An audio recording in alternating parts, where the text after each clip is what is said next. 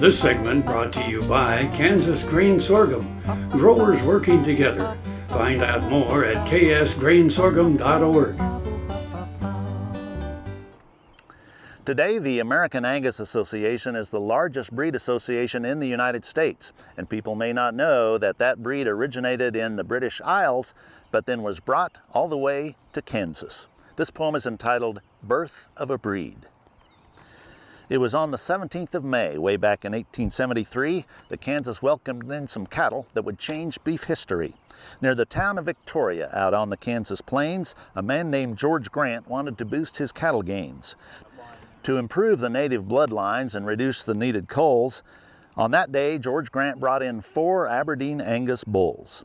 Can you imagine the sight when those beefy cattle arrived, where nothing but shorthorns or rangy longhorns had survived? It must have been a funny scene that the neighbors thought contrary when those black-hided cattle arrived out on the Kansas prairie. But when those calves were born, then the farmer's opinion moved, because the influence of those bulls made the cattle much improved. The Angus breed developed and grew for all to see. The Angus Breed Association was formed in 1883. The American Angus Auxiliary was formed in 1952, supporting youth, showing, and scholarship and all the good they do. So like when George Grant brought those bulls here in that way, Angus bulls still bring improvement in cattle herds today. And since the hungry people of the world have protein as a need, we're thankful for this immigration of the Angus breed. Happy trails.